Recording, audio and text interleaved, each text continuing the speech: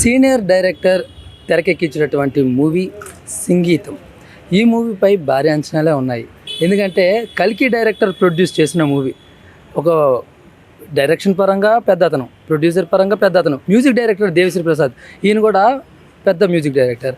So వీళ్ళందరి కలయికతో వచ్చిన మూవీయే సంగీతం. మరి దీని మీద ఇంత భారీ అంచనాల మీద మధ్య వచ్చిన ఈ మూవీ ఎలా ఉందో ఆడియన్స్ మాటలు విందాం, వచ్చేసేయండి. సినిమా చాలా బాగుంది. సినిమా అంతా పాడుకోవడమే. మంచి సినిమాలు రెగ్యులర్గా వస్తాయి, గొప్ప సినిమాలు అరుదుగా వస్తుంది. గొప్ప సినిమా ఇది, ఖచ్చితంగా మీ ఫ్యామిలీ అందరితో చూడండి. కళ్ళంటి నీళ్ళు వస్తుంది. ఒక హ్యాపీ స్మైల్తో మీరు థియేటర్లోంచి ఖచ్చితంగా బయటకు వస్తారు. నైస్ మూవీ అండి, నైస్ పాటలు మూవీ బాగుందండి.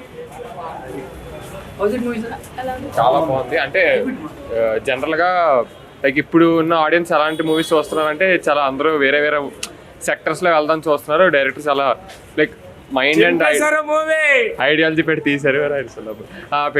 సో ఆడియన్స్ అందరూ అవును, చాలా బాగుంది. వీడికే క్యామియో కూడా లాస్ట్లో చిన్నదైనా సరే క్యామియో బాగుంది. ఇట్స్ లైక్ డిఫరెంట్ మూవీ అనమాట. ఆడియన్స్ అందరూ కూడా చూడొచ్చు ఇలాంటి ఈ మూవీ. చాలా బాగుంది. చాలా బాగుంది. సెకండ్ హాఫ్ చాలా బాగుంది. అదే 94 years ఒక యంగ్ డైరెక్టర్ ఒక అద్భుతమైన సినిమా తీశారు. చాలా చాలా బాగుంది. అసలు ఆయన ఏజ్ 94 కాదు, ఆయన 20లో ఉన్నాడు నాకు తెలిసి. సినిమా అయితే చాలా బాగుంది. బేసిక్గా ఏం లేదు, ఒక చిన్న పాయింట్ 2 hours అలా కూర్చోబెట్టాడు జనాలు. థ్యాంక్ యూ సంగీతం సార్. యాక్చువల్గా మీకోసం ఎంత చెప్పినా తక్కువే. ఒక భైరవ దీపం, ఒక పుష్పక విమానం, చాలా సినిమాలు చూసి ఈయన ఇంకా ఏదో ఇంకేం ఉంటుందిలే ఈయన చేస్తారు అనుకున్నాం, కానీ ఆయన ఇంకొక 2-3 సినిమాలు కూడా చేస్తారు నాకు తెలిసి. Thank you.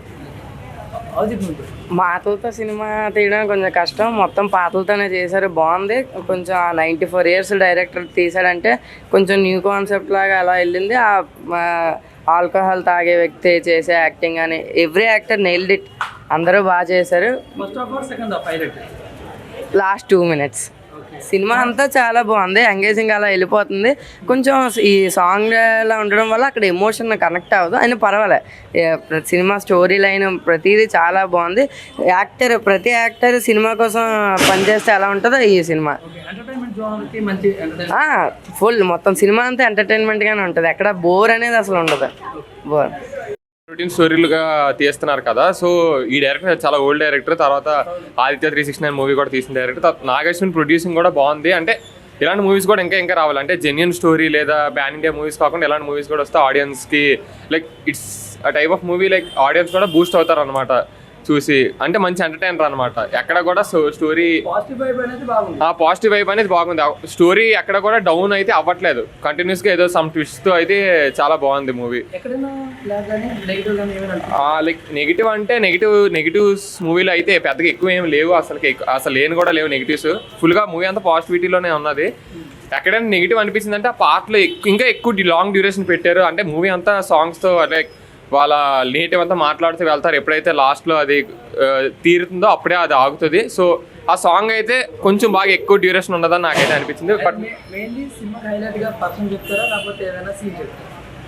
ఆ సీనే చెప్తాం. లాస్ట్లో ఒక సీన్ ఉంటుంది అనమాట. లైక్ లాస్ట్ ఒక 10-15 minutesలో ఒక సీన్ ఉంటుంది. ఆ సీన్ అయితే డెఫినెట్గా ఆ సీన్తోనే మూవీ అయితే పీక్స్కి వెళ్ళింది డెఫినెట్గా.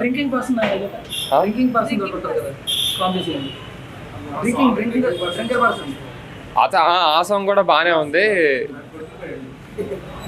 ఆ సాంగ్ కూడా బాగానే ఉంది.